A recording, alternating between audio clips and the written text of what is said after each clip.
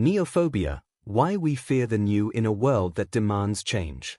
In an era defined by relentless innovation, where technology evolves faster than our ability to fully comprehend it, one might assume that human beings have become naturally adaptable to change. Yet beneath this surface of progress lies a deeply rooted psychological tendency that resists novelty: neophobia. Derived from the Greek words neos, new, and phobos, fear. Neophobia describes the fear or aversion to new experiences, ideas, or environments. While often subtle, this phenomenon continues to shape our behavior in profound and sometimes unexpected ways. From an evolutionary standpoint, neophobia once served a vital purpose. Early humans who approached unfamiliar plants or animals without caution risked poisoning or predation. In this context, fear of the unknown was not irrational but essential for survival.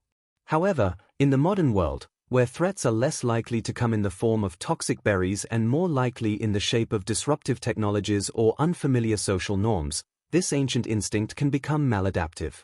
Consider the workplace, where innovation is often celebrated yet quietly resisted. Employees may hesitate to adopt new software systems, not because they lack the ability to learn, but because unfamiliarity breeds discomfort. Similarly, entire industries have historically resisted transformation. The initial skepticism surrounding the Internet, for instance, now seems almost quaint, yet it was once regarded by many as an unnecessary or even dangerous development. Neophobia, in this sense, is not limited to individuals. It can become embedded within institutions. One of the most visible forms of neophobia appears in food culture.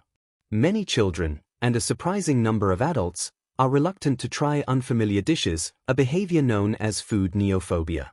This tendency varies across cultures. In countries with diverse culinary traditions, exposure to a wide range of foods from an early age often reduces such fears. By contrast, more homogeneous food environments may reinforce them. Interestingly, research suggests that repeated exposure is key. What is initially rejected can eventually become a favorite, as the brain learns to associate the new with safety and pleasure. The digital age has introduced a new dimension to neophobia.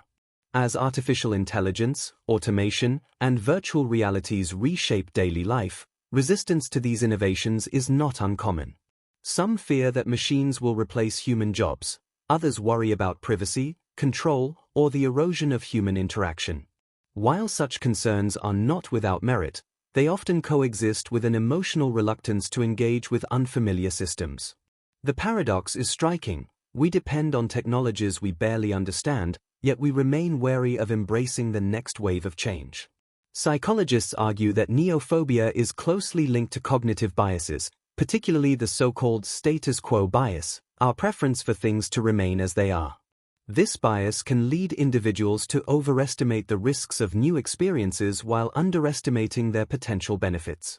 It also explains why misinformation can thrive. Unfamiliar truths are often rejected in favor of familiar facades.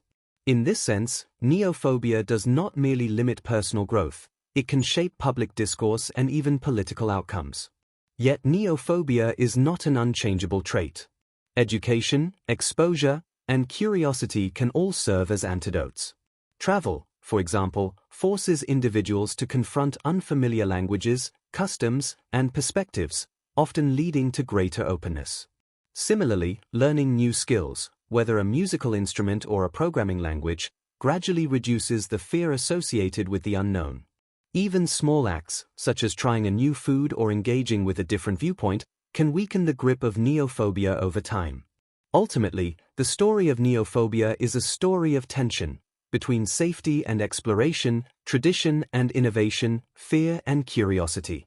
As we navigate a future increasingly defined by rapid change, this tension will only intensify. The challenge is not to eliminate fear altogether, an impossible and perhaps undesirable goal, but to recognize it, understand it, and, when necessary, move beyond it. After all, progress has always depended on those willing to step into the unknown.